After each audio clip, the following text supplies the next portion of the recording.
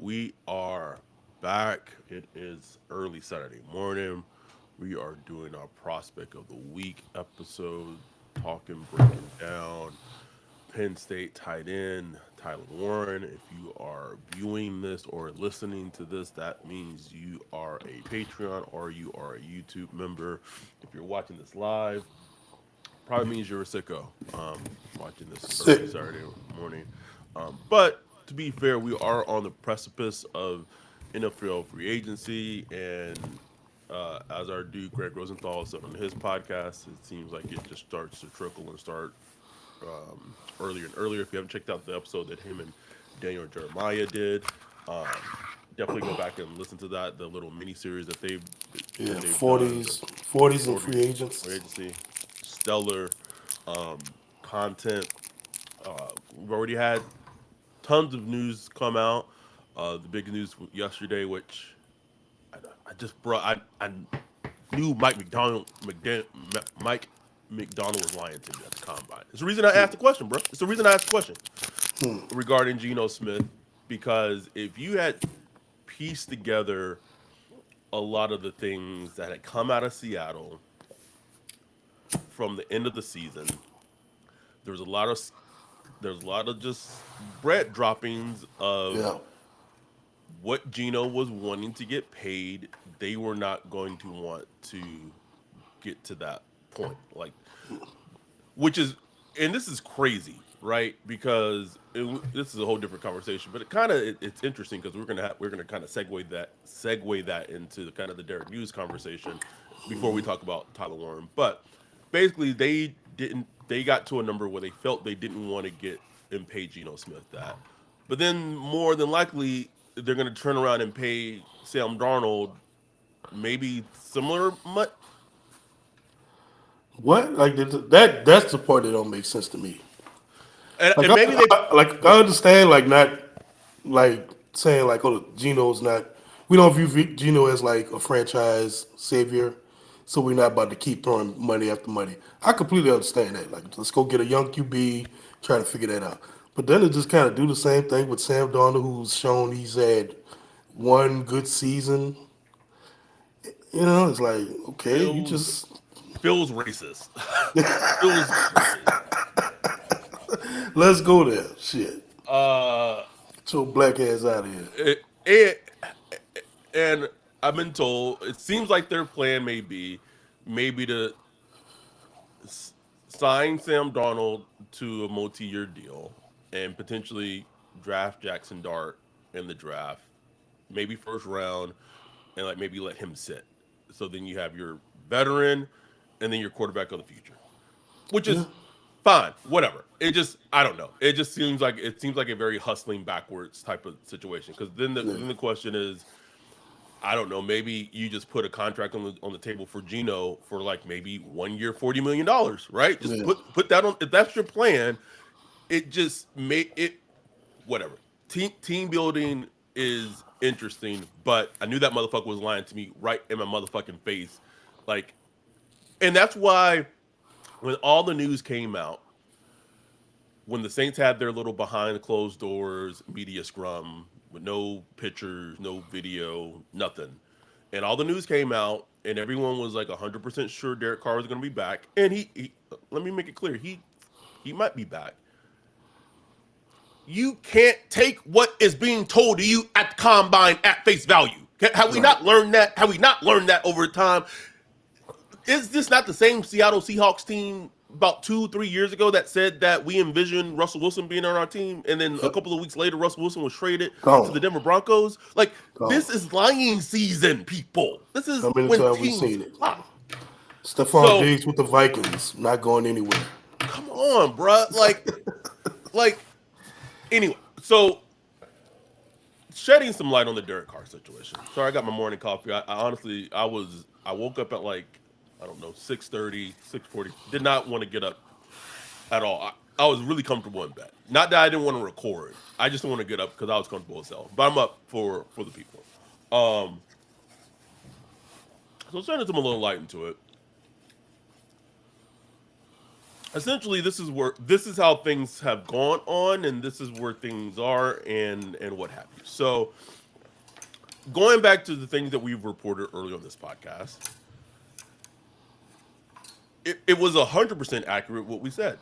That bro, I'm gonna have to buy you just gonna send you a ring light just like me, bro. You go. Bro, I got a good ring light. It's I just don't know. something like I have every light on in the house and the sunlight blasting through it. And it just get darker and darker. I don't understand. Uh, Kellen Moore did not want anything to do with Derek Carr before he took the job of the Saints head coach. But what we also, like we said, during that hiring process, and probably it continued afterwards, is that Mickey Loomis was massaging and Kellen, like we were in a position to compete and blah blah blah, and this is our best chance. And so and at some point, it really feels like, and this is we talked about this on on different podcasts, and a concern with Kellen Moore is that at some point he broke and like, okay, we can we'll keep Derek Carr. Okay, so that all checks out, that aligns. But where the team finds themselves in a predicament is that they want to keep Derek Carr, but they also want Derek Carr to take a pay cut, and this has seemed to be in the works in terms of like they're in their negotiations the last couple of months or so, and the Saints want him to take a pay cut, and it honestly seems like Derek Carr is open to taking a pay cut, but if he's going to take a pay cut, his response and his counterpoint to that, well, if I'm taking a pay cut, I need extra long term security. So I'm not Right. going to take a pay cut for just a season, and then I'm going to get cut next Yeah. season. I need additional years tacked onto that, and that's where the Saints are like, oh, we don't want to do that. And so it's been told, this is where the standoff is right now, right? And so even after all that media scrum and all that information came out, what have you heard from Garofalo? What have you heard from Ian Rappaport? Everyone's been like, yeah, maybe Derek, yeah. So this is where that yeah and that hesitancy comes from, because it's still not resolved, and Right. it has to be resolved by next week. And so it's been told to me that essentially the absolute last option that the Saints want to go is the restructure option. They don't want to restructure Derek's Carr contract again. They don't. They don't want to touch it. So if the Saints want him to take a pay cut for just one season, and him and his team doesn't want to do that, and Derek Carr was open to taking a pay cut, but for multiple years, and the Saints don't want to do that, and the Saints really don't want to restructure, and they've been doing this dance for an extended period of time, and it hasn't gotten resolved. And this is what I asked my friend yesterday. At some point, as an organization, where do you put the fucking? At some point, you got to put a date and say, okay, Derek, this is what it is. This is what we're putting in front of you as an option. And if this is not what you're willing to do, then hey, buddy, hey, there's an open market out there. We gotta walk away, because Right. it has to get resolved, and it is not gotten resolved. It has to be resolved by next week. Right. But I mean, if from Derek Carr's perspective, if I don't take a pay cut, then anytime a team says want you to take a pay cut, the other ball to drop is you get cut. Like that's you gonna take a pay cut. Oh, we letting you go. Like that's usually what that means. If their other ball is not, we're not gonna cut you. We just gonna restructure your whole contract. Up there, comes like okay, then Okay, restructure the structure me motherfucker. then. I'm just Yeah. gonna take the full signing bonus and we move on about our merry way. So it's like unless they really went willing to cut him, which it sounds like maybe they are. June 1st cut, whatever. I don't know. I mean, that has to be in play. Like that has to be in play. But it's like, what are you doing? Like, what are you doing, Saints? Like, what are you trying to? They're trying to like thread this needle. Yep, You know, it's there it is. like pull the fucking rug, man. Like press the button. You know, pull out the nuclear football and flip that button. You know what I'm saying? Like Like Cal. Oh, I mean, I'm sorry, man. no If you haven't spoilers. watched, I mean, but you got to show some balls like Cal did, bro. You gotta pull it out and just make that decision. Make that We got to make that decision. decision. If she moves, shoot her. You know what I'm Nigga, saying? Like, we gotta do a whole do a whole spin-off paradise podcast, nigga. Break it down episode by episode, nigga. man, look, that's a good fucking show. But Uh, yeah, bro, like it. But it's just so fascinating because when that news came out, the combine with no video, no nothing, it was presented as, oh shit, they just about to restructure him. You know, another year car lease. Like it is yep. what it is. But then it was like silence, and then you had the Garofalo and all them, and they're like, oh, just pump your brakes a little bit. And then like Triplet, he's like, I have Derek Carr penciled in, but not with a pen. It's like, so it's just a lot of these little weird things. So it's like, is Derek Carr solidified for 2025? I think he is, but like from what you hearing from your source, In the way it was told to me, my friend said, I still think that Derek Carr is on the team for next season. But that's not 100% sure because yeah. there's literally this game of negotiation and cat and mouse going on, and the way I kind of like my response or retort to that is like why we've heard when and it's a different situation, right? But when players have been free agents, have played awesome for the Saints in the past.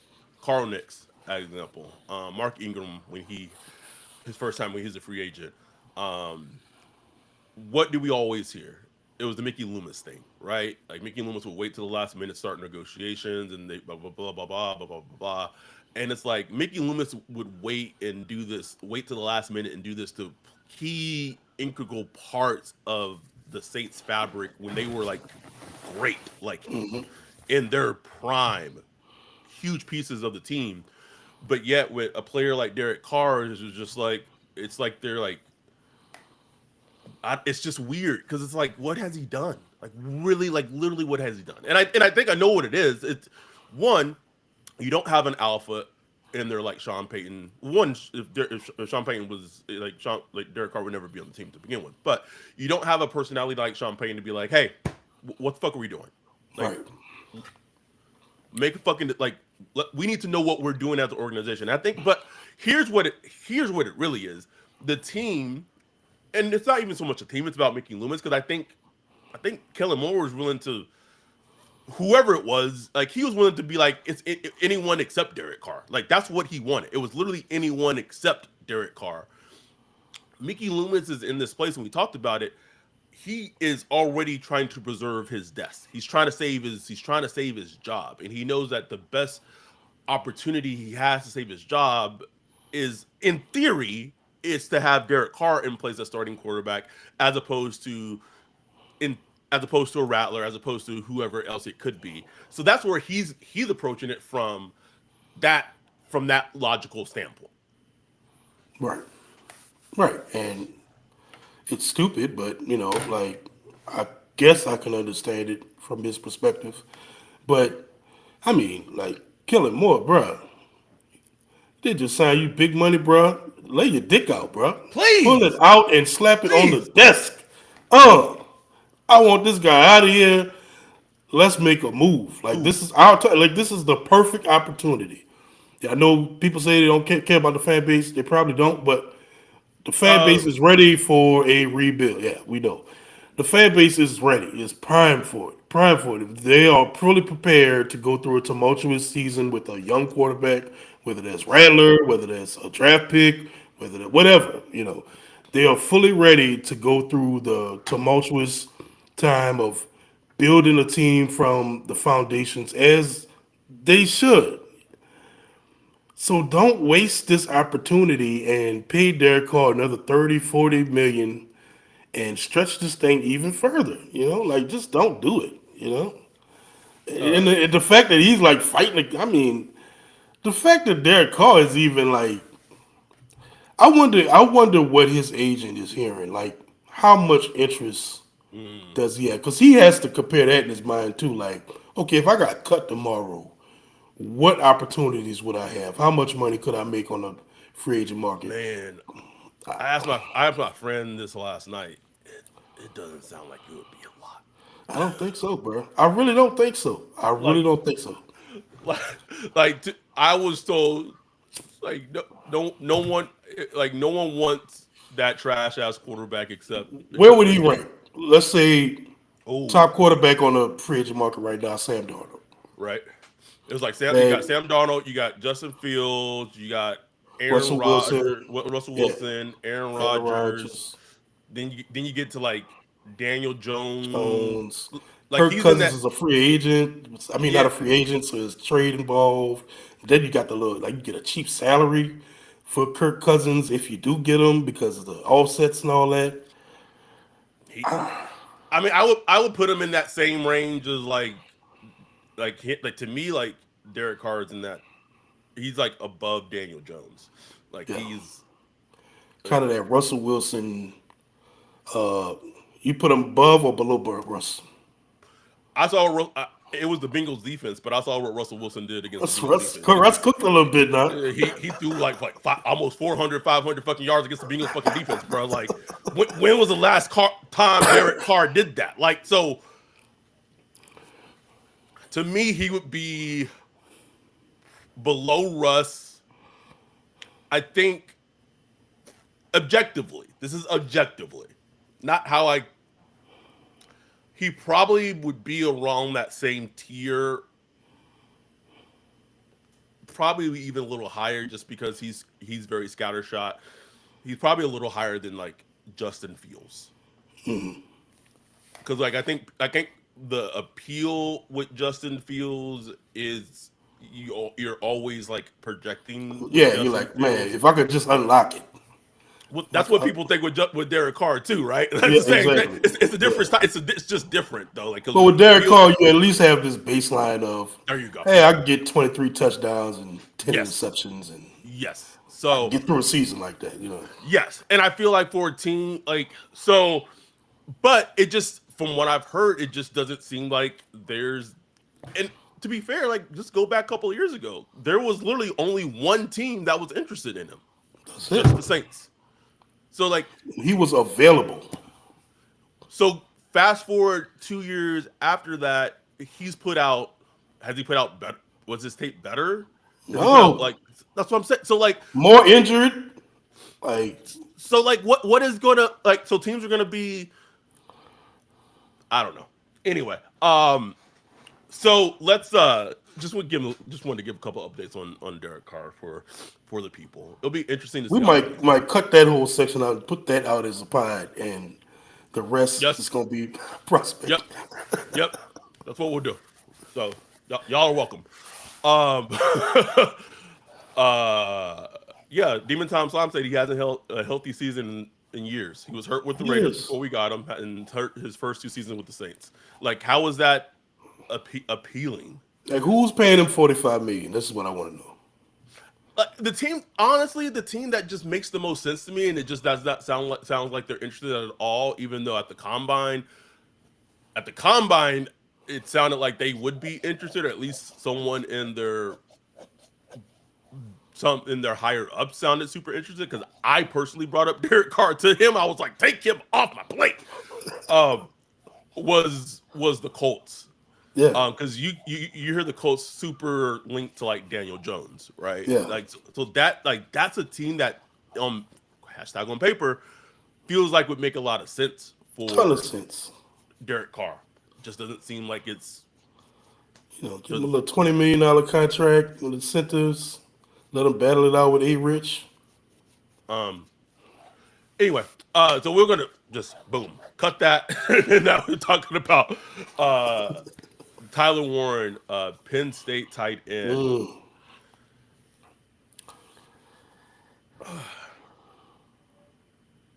I, I'm just I'm just very confused on how he is seen as like the fifth best player in this draft. And I just want to be careful of how I say this. I'm not a Tyler Warren hater. I think he's a good ass football player. I think he's a damn good football player. I literally watched as I'm on the plane to Indy every goddamn snap and target of his last year. And then flying back, I watched every snap and target of him in 2023, even though he was playing behind Theo Johnson. He's a good football player. I think he'd be very helpful.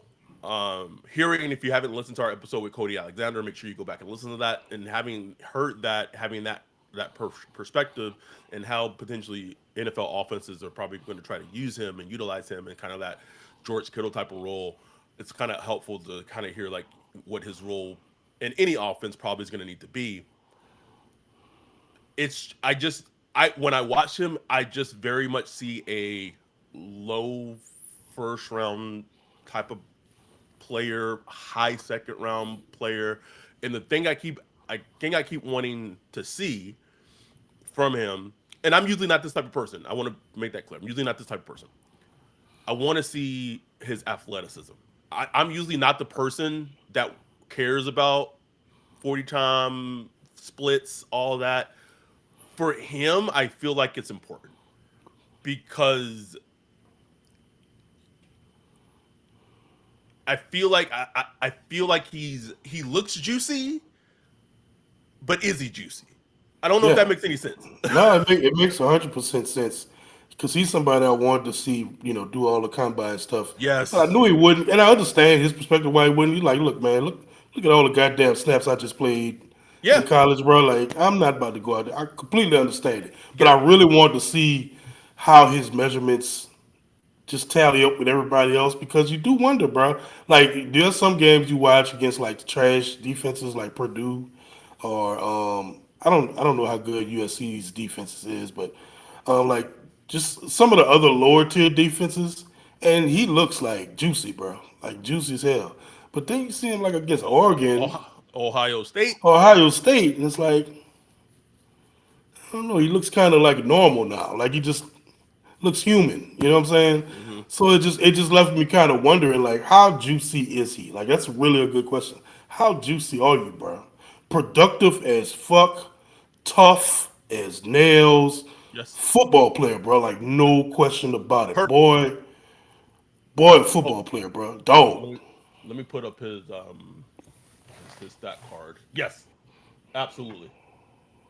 And that's all I kept thinking of when I was watching him. Just a fucking football player.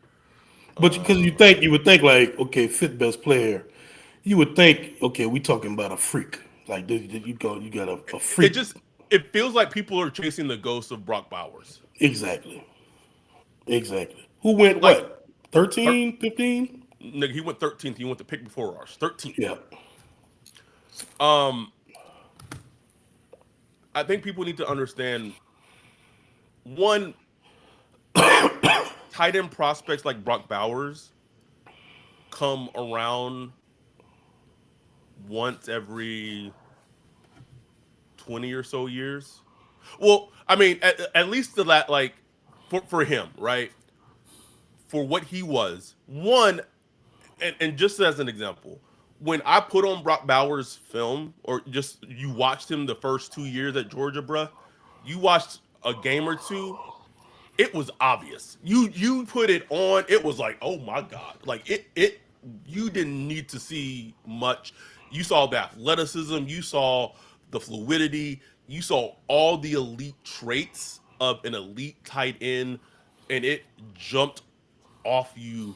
It jumped off the screen as soon as you put it on. When you put on Tyler Warren's film, it is not the same impact or relational viewing as watching Brock Bowers. And I feel like again, I feel like people are chasing the ghost of Brock Bowers when he's elevated in this draft class. It's not to take away from him as being a good football player. It isn't. It is not at all.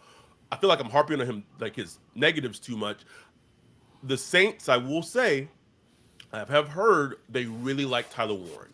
One of his positives is his versatility in terms of how much he can be used all over the formation is a huge strength of his because he can be lined up. He can be lined up in the slot position. He can be lined up as an H back. He can be lined up in the inline tight end position. He can be lined up all over. And for a head coach like Kellen Moore, offensive who calls offensive plays, kind of being that joker, quote unquote, of the offense, I can see how a player like Tyler Warren and what he's able to do can be a very appealing thing for a new head coach in terms of adding that element into the offense. No, no question. And what Cody brought up that was interesting to me is like people like kind of already assume that Tyler Warren is like a good blocker, a good blocker in the run game and stuff like that. But it's really an unknown. You know what I'm saying? Right, Like it's really an unknown if that could be a real part of his, if it does become a part of his game. right. Oh, it unlocks so many things because then you could, like Cody was saying, you run 21 all day, and that's just a defensive coordinator's nightmare. Right. Like, because I don't know what you're going to do. You know what I'm saying? I can't play the run. I play the run, then you're going to send the tight end down the field on the seam. And then I go to play the pass, and then you just run the ball down my throat. I don't know whether to line up in nickel. So if he can unlock that part of his game, that'd be great. But I think he gets projected as if that's already assumed, as Yes. if that's what he's going to be, and we just don't Yes. know that. Like that's a projection. I mean, but there's a lot to like about Tyler Warren, though, bro. Like Yes. one thing I really love watching him. I watch those all catches and snaps. I mean, all targets and touches too. He has such a great chemistry with Alar, where like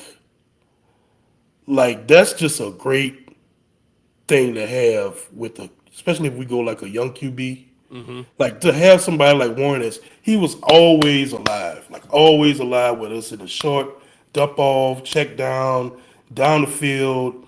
You can tell he has a good understanding of coverages, what defenses are doing. He always knew where to find the right soft spots and zones and stuff like that. So he would be like a just like a best friend to any young quarterback. Probably a better best friend to a young quarterback than like Derek Carr. We probably wouldn't even look at him. Wouldn't even look at him, bro. Middle of the field. That's. I will say Ugh. that is one thing that I watched him. I think it does make for me it made it a little difficult evaluating him is because so a lot of his production came in like blown coverages. So Yep. like it came on wheel routes where he was wide open, um, and I want to be able to. And you didn't see this a lot. You saw this some on slants, like he lined up a kind of a three um, like a kind of like a trips formation, and he's like making a slant route and being the man inside. But here, the question that you didn't really see a lot when watching him is his route running, Exactly. and that's a like if I'm drafting a tight end top 10 overall, can can you beat your man in route running? When we were at the Senior Bowl in Mobile, that's like the first thing that like blew me away with Elijah Arroyo. Like his route running had people in the stands, including myself, and we were like, whoo, like it was an audible gasp for what he was doing to defenders in his route running. And it's not a knock on Tyler Warren because it just like it just he got I don't know lucky or just formationally and just how the offensive plays were called. Yeah. But Formation for sure because they moved him around a lot. Like he was constantly the joker that they moved to try to mhm, get in those soft spots with ghost motions and stuff like that to where he's leaking out and he's uncovered. He's uncovered. And it worked. Like, I mean, no knock to, can't knock Penn State for doing it because they nope, were, I mean, he was their most productive offensive weapon by far. And they moved the ball constantly. He's tough as nails, though. So, I mean, if it's 3rd and 5, give it to him. You know what I'm saying? And he's going to get it. But if you look at the his PFF, not so much the grade. Again, we don't really care about PFF grades, but just his snaps, like his pass snaps, inline 161 inline snaps, slot snaps 230, passing snaps in total 486. He had 135 targets. We know he could do he played quarterback in high school. So he can do the Taysom Hill power thing. Although again, never comparing anyone to Taysom Hill because Oh, Taysom Hill is 101. So people like make this lazy comparison that he can be the new uh, Taysom Hill. Please stop doing that. Please stop stop, doing that. Like stop. there's literally one Taysom Hill. Don't compare anyone to Taysom Hill. There's literally one of him. Um, so it'll be interesting to see what happens because there's a chance that he'll be there at 9. I could potentially even see him going. I could see him potentially being drafted by the Jets, depending on what they do in the draft. Like I can see him going there. He he Ooh, he he has a chance to, and I think he might go. He might be drafted before. He might be the first offensive skill position player drafted before a ooh, wide receiver. It really is trending that way. I don't. I It's could a. see it. I can see it. I don't. I don't get it, but I could see it. Um, the thing that I had a point.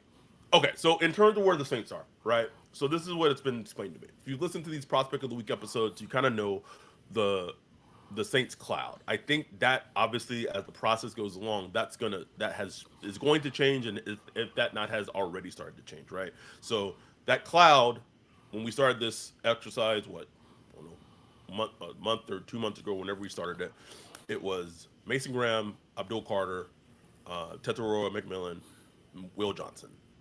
Okay, I think Will Johnson and what I've heard from Will Johnson, I don't know if he's still in the cloud, but man, there's a lot of negative, bad, not great news about Will Johnson that continues to come out. Like he, Sheesh. you'll see it in when we put our clouds up. He went from like my second player I want the most in terms of my cloud to like basically like literally like the second to the last person. Like it's a Damn. lot of negative stuff. He got injured again. Another hamstring injury. He's not going to be able to work out at all at the Michigan Pro Day. Damn. Um, so you have he can't stay healthy, and you have some potential like I'm just gonna say character concerns, and I'm not even like a character concern guy, but like these sound like actual character concerns. Like you can't stay healthy and you have character concerns. That just screams to me like Mm, that to me is like, man, if you get drafted by another team and you are successful, like kudos to that team for taking a chance. It just can't be like as a team, it can't be my problem. I can't take that chance, right? And I feel like this is even a more this is not a Marshawn Lattimore situation. Like he had the hamstring thing, but like he was able to like run at like this does yep. not seem like that. This seems a little more egregious. So anyway, all that to say, the Saints really, really like Tyler Warren. Kind of how I had to explain to me is that right now he's not in that kind of that tier, that top tier yet. But as the process goes on, he might find himself into that top tier, that original four. And I Right. could understand, I could get it. I could understand it. It would make sense. Um, I would just be worried because historically, if you draft a tight end top 10 in the draft, historically you are not seeing the production, that immediate production and impact that you typically want when you draft a tight end that high. Right.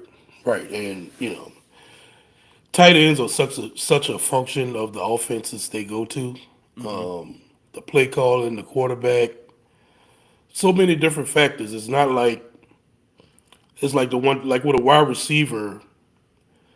You're a wide receiver that get put at X. You gonna catch some balls. Like what I'm saying. Like you're gonna get put in the situation where with a tight end, it just a lot depends on. And with Warren, like we talked about, he was able to be moved around and create all these free releases Will Kellen Moore do that? Maybe. I mean, he did it with the Eagles, but Right.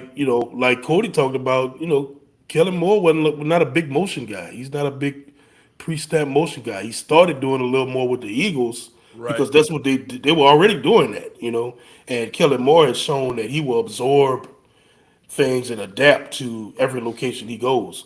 So is that something that'll carry over into New Orleans now that he's the man here? He's the one laying down the entire foundation of the offense. Don't know. Don't know. So we don't know if he will look at Tyler Warren and be like, ooh, this could be my Joker chess piece that we can move around and blah, blah, blah. Right. If so, awesome. Let's roll. You know what I'm saying? Because he could do that. And while I was trying to figure out a comp, I know Dante, he said Dallas Clark. That's a real good one, especially with the 44. Like you can see that. Yeah. But I was thinking, I was just like, man. So I went back and I looked at highlights of Jeremy Shockey when he was with the Giants.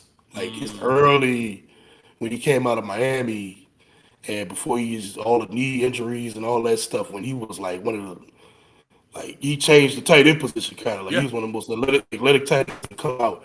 Reminded me a lot of Shockey, just the toughness he played with, just the way he got downfield. Old grainy highlights. You could pull him up on YouTube back when he was under Jim Fossil with the Giants. Reminded me a lot of young Jeremy Shockey. Not the same as Jeremy Shockey when he got older, but young Jeremy Shockey. Just the toughness he plays with, how physical he is when he gets downfield. Um, just the attitude. Like he brings an attitude to the offense, no question about it, bro. Like He does. if you draft him, I think you're bringing an identity to your offense, kind of like Ashawn Genty. If you were to draft him, just kind of a physical presence and an attitude to your offense that'll be useful. But there's I have questions because especially in this class of tight ends, man, they got some Loveland, to Ooh. Oreo, like you got some freaks out there, bruh. Mason Freaks. Mason Taylor, Mason Harold Taylor Sanders. is like it's like you like man, you can get Mason Taylor at 40 or And it Taylor Warren at 9. Is like is that gap that huge? Is it that huge? Yes, Warren is a more productive player for sure. than Mason Taylor right now, of course, no question. But it's like, damn, like I don't Yeah, know, bruh. it's funny. I've tweeted about this. It's a similar argument to Genty, right? With the running backs in this class. That's been brought up to me. And the way just for me, I see Genty as a prospect in a much. I see him as a much more elite prospect than I see Tyler Warren. Like so when that argument is 100% valid for like against Genty, right? For drafting him as high as 9 because you could get a Judkins, you could get a Henderson, you could get R.J. Harvey, a Blue, like that same argument can be used against Genty, just like it can be used against Tyler Warren regarding the depth of this tight end class, the depth of this running back class. The way I just again me as a person who just uses talent, I see Genty's talent re- remarkably higher than I see Tyler Warren's talent. I'm not saying again, this is not a Adam hates Tyler Warren. I don't. I think he's a good player. I think he's a damn good football player. Just for me as just a team building perspective, if you're drafting a tight end, like man, like this, like and to be like, and again, this might not be like a Kellen Moore pick. Obviously, like he's part of the process and blah blah. Blah, but this is going to be like the first pick in your first pick Yeah, as a head coach in your regime. Like it's gonna set it's gonna set like the tone and foundation. Like you yeah. like this gotta like you gotta get this pick right, or Gotta hopefully get at it least right. it's And gotta and essentially you need a guy if you're gonna get a skill position player at that level at 9, you want a guy that you're gonna run your offense through. yes Genty, you can run your offense through Genty. Like he could be your main centerpiece, first, second, third down, everything. Like he could be the everything. centerpiece of your offense. The picture they put on the front of the booklet that you get, everything. Like he could be the Yep. centerpiece. You know, tight end, they can be like, is Tyler Warren that guy? Is he that guy that'll be Right. that centerpiece of your offense? He was at Penn Penn State. State. can he be that in the league? Versus much tougher defenses, much tougher coverages, much much better defenses than he faced. much faster defenses. Like Faster deep. Oh that man. that's the thing I keep. Demon Time Slime had brought up that potentially like the Jack, like because the Jack kind of cleaning out their skill positions, like they traded Christian Kirk, they cut Evan Ingram, like the Jags may be a factor in for for Tyler Who Warren was who was the at five. Bucks tight end last year? Oh, Kate Otten Oh yeah, Otten. Yeah, yep. He was cooking too. got him in the second round or third round, like he young tight end. Someone said, this is Dante said, he is smart and reliable, but he's slow. No separation or breakaway speed. Dallas Clark. Yeah, it makes you know who. This is not a great comp for. It's actually probably like a terrible comp because he tested amazingly athletically, but then like when he played in the NFL, I don't know if how he tested matched like whatever. Tyler Warren, and he went 10th overall. Maybe got some Eric Ebron to him a little bit. Ooh, not he, Brian.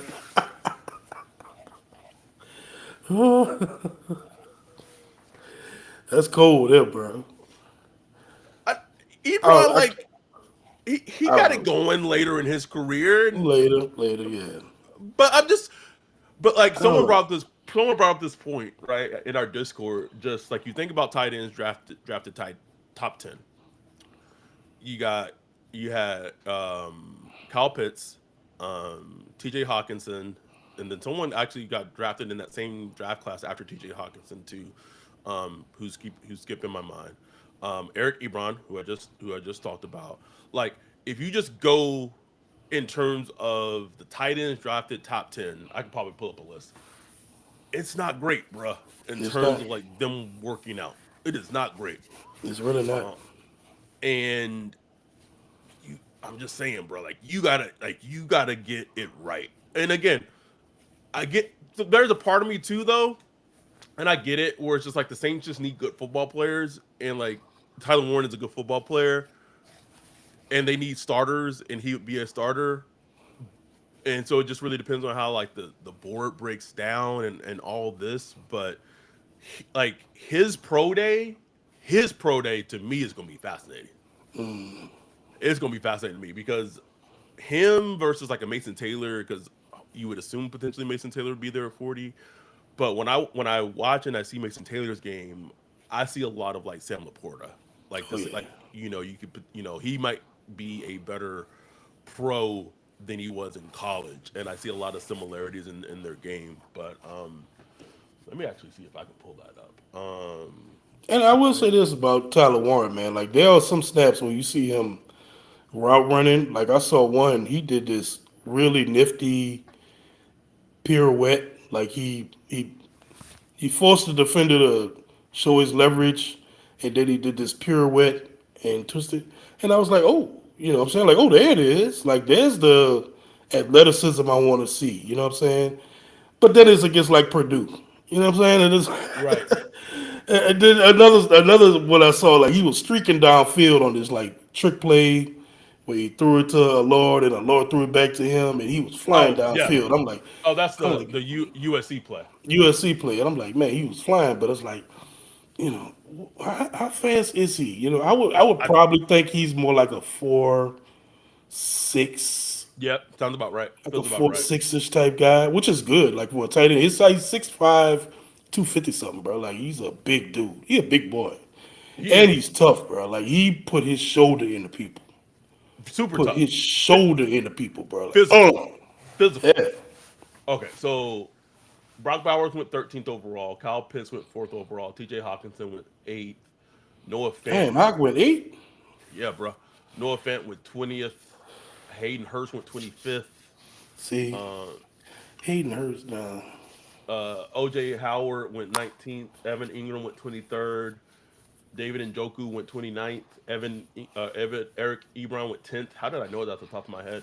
Uh, Tyler Eifert went 21st. Who like I feel like Loveland kind of compares to I could see I, that one. Eifert, and then you got Vernon Davis at six, Kellen Winslow the second, the rapist at six as So I'm well. saying all those are athletic freaks, though. You know what I'm That's why I'm saying? saying. Like That's why I'm yeah. And freaks. then Jeremy Saki went Well, 14th Winslow a real freak, in prison. freaking all kind of ways. We're in prison. So it's like it's just interesting to see where he'll go. Again, I think there's a legitimate chance that he might end up being the pick on draft night. I could see some Mark Andrews in this game too. In Oh, did I make? I think I did make that. Yeah, I think I I did mentioned see that. it. I Yeah, mentioned it in the Discord you a did. while back, Yeah, but that's what I could see some Mark Andrews in this game. You know what I'm saying? Like, so it's like, bro, you getting a good player. I think you're getting a good player with Tyler bro. Warren. If Like, you could tell me that the Saints are getting Mark Andrews oh with man, Tyler Warren, bro, I'd be through the roof because the Ravens got that in the second round with Mark It's- Andrews. that's what we come back to. We keep coming back like, I damn, don't care. that's Like a if you, second. but like that's what I'm saying. Like if, but you take because the Ravens, if the Ravens knew that they were getting Mark It was Andrews, what they were getting Mark Andrews in the second round, then they wouldn't have they took drafted him him in the early, second round. That's what I'm right? saying.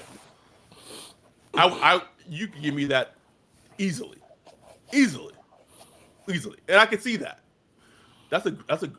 But even with Mark Andrews, I was higher.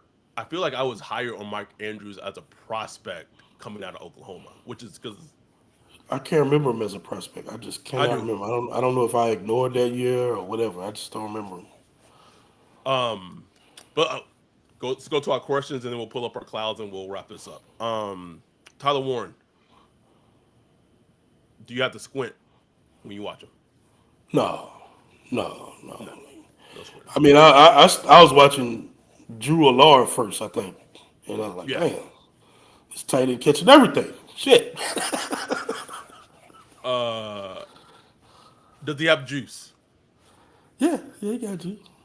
You know, you got a little question mark afterward though. Like, mm, Juice. juicy. How juicy? How Yeah. juicy are you, bro? So let's pull up our clouds. So we've been doing these.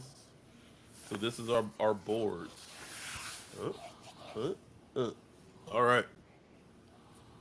So what our boards look like right now. If we like if we were drafting, this is who our boards. No, The top three are the top three not are almost are identical.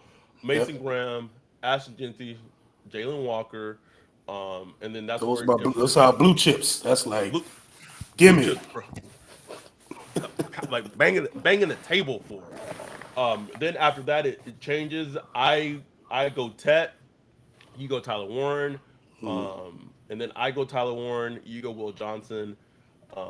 I like I said, I dropped Will Johnson all the way to my second to last player. We both have Jackson Dart as our absolute last player.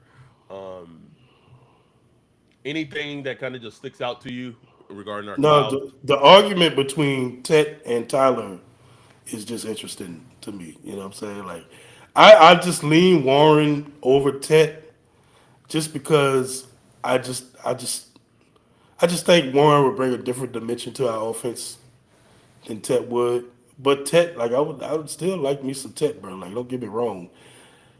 But it'll be an interesting just discussion because I don't think there's no wrong answer there between Probably those isn't. two. I look at it. I go Tet over Warren, so because I think Tet in a vacuum. It was just funny because I'm still not the biggest Tet fan, um, but I think he's a better player than Warren in a vacuum. And with this tight end class and this wide receiver class, Oh yeah. I think there's a bigger gap Oh with yeah. No question. Tet Tet drop down than like tight end drop down because like No question. to No me question. I would rather go with like Tet and like a Mason Taylor potential Right. combination than like Yeah. although like then the argument is like would you put and literally there's been a poll in our Discord, would you rather have Tet and Mason Taylor, or would you rather have Tyler Warren and like a Jaden Higgins who ran like a 4.47 at Yeah, the bro. combine at his size? So that's really what it boils down to. Not saying like the Saints would double down, um, on both offensive positions, Yeah, but yeah, maybe this is a kind of a segue and a preview for next week. Maybe they drafting a quarterback like Shador Sanders at 9, and then they might yeah. have to get him a tight end security Like, blanket in the second. Well, I'm just saying, where though. would Shador Sanders come in on our cloud?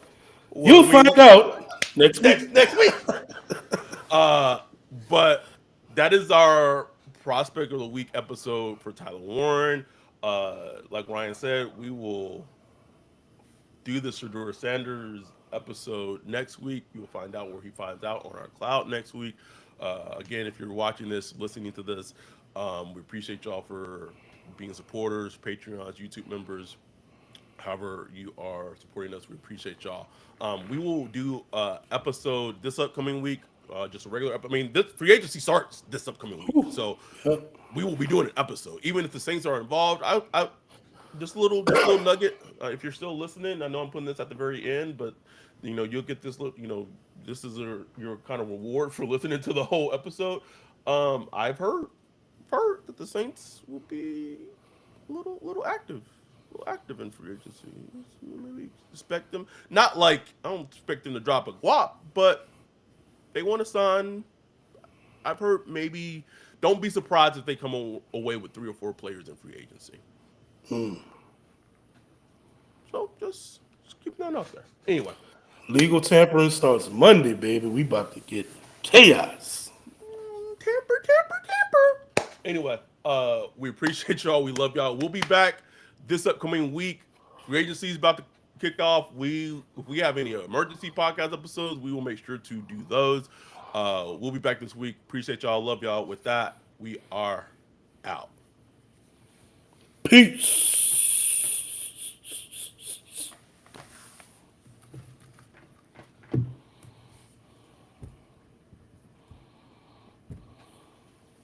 All right, brother.